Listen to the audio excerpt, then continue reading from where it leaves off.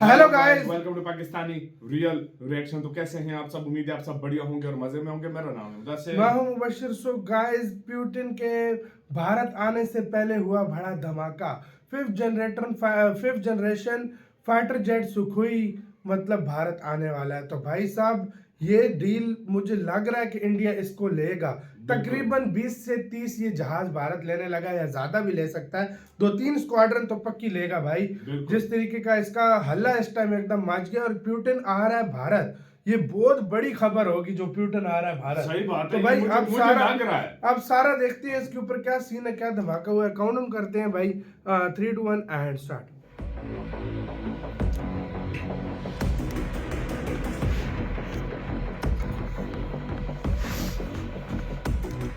कहते हैं कि शेर जब आता है तो उसकी आहट पहले से ही महसूस हो जाती है।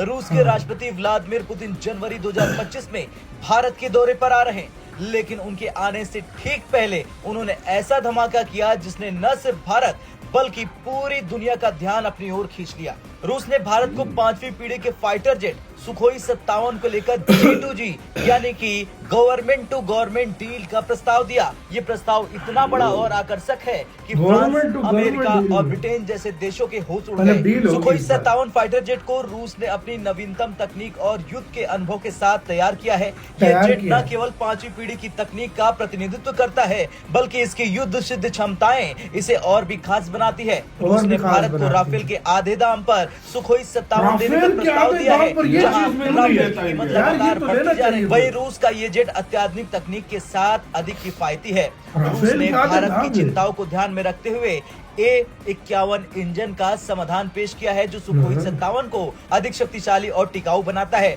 सुखोई 57 पहले से ही युद्ध के मैदान में अपनी ताकत साबित कर चुका है। रूस के मुताबिक ये जेट आज की परिस्थितियों में सबसे भरोसेमंद फाइटर जेट है। भारत के सामने 5वीं पीढ़ी के फाइटर जेट को शामिल करने का दबाव लंबे समय से है। चीन ने पहले ही अपनी 5वीं पीढ़ी के फाइटर जेट J-20 को ऑपरेशनल बना लिया है, जबकि पाकिस्तान ने भी चीनी फाइटर जेट खरीदने का ऐलान कर दिया है। हाल ही में संसद में इस मुद्दे पर चर्चा हुई कि भारत को अपनी हवाई सुरक्षा बनाए रखने के लिए जल्द ही 5वीं पीढ़ी के फाइटर जेट की जरूरत होगी। ऐसे में रूस का सुखोई 57 भारत के लिए सबसे बेहतरीन विकल्प है, क्योंकि ये न केवल तकनीकी रूप से उन्नत है, बल्कि इसे जल्द से जल्द भारतीय वायुसेना में शामिल भी किया जा सकता है। रूस ने ये डील G2G यानी गवर्नमेंट टू गवर्नमेंट स्तर पर प्रस्तावित की है, यानी कि इसका मतलब है कि इसमें किसी मध्यस्थ या कंपनी का हस्तक्षेप नहीं होगा, जिससे ये डील तेज और पारदर्शी तरीके से हो सकेगी। पुतिन ने भारत के लिए 60 से 70 सुखोई 57 जेट्स का प्रस्ताव दिया है। रूस ने ये जेट पुराने राफेल की कीमत पर देने का ऐलान किया है।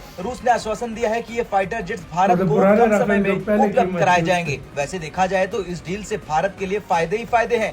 जैसे सुखोई 57 की तकनीक भारत को पड़ोसी देशों से कहीं आगे ले जाएगी। सुखोई 57 की तकनीक भारत के भविष्य में 5वीं पीढ़ी के फाइटर जेट प्रोजेक्ट्स में सहायक होगी। ये डील भारत को एक विश्वसनीय और ताकतवर रक्षा साझेदार के रूप में स्थापित करेगी। पुतिन का प्रस्ताव भारत के लिए सुनहरा मौका है। पीएम मोदी जो आत्मनिर्भर भारत पर जोर देते हैं, इस डील को स्वदेशी डिफेंस प्रोजेक्ट से जोड़ सकते हैं। खैर, पुतिन का ये प्रस्ताव भारत को न केवल एक नई हवाई ताकत देगा, बल्कि ये दुनिया को ये संदेश भी देगा कि भारत हर मोर्चे पर तैयार है। सुखोई 57 के शामिल होने से भारतीय वायुसेना की ताकत कई गुना ज्यादा बढ़ जाएगी। अब देखना तो ये होगा पुतिन के इस प्रस्ताव पर भारत क्या जवाब देता है। आपका क्या कुछ कहना है? भारत को हाँ या ना इसमें जवाब। यार मेरी नजर में यार राफेल की कीमत में जो पुराना राफेल मिला था, मतलब जो अभी राफेल की कीमत दे रहे हैं ना, जो अभी मतलब 2024 में वो दे रहा है, उसकी आधी कीमत है। मतलब पुराने राफेल की कीमत में ऐसा जहाज मिल जाए और क्या चाहिए भाई। स्टेल्थ टेक्नोलॉजी 5th जनरेशन कौन देता है भाई? यार मेरी नजर में और इतने तक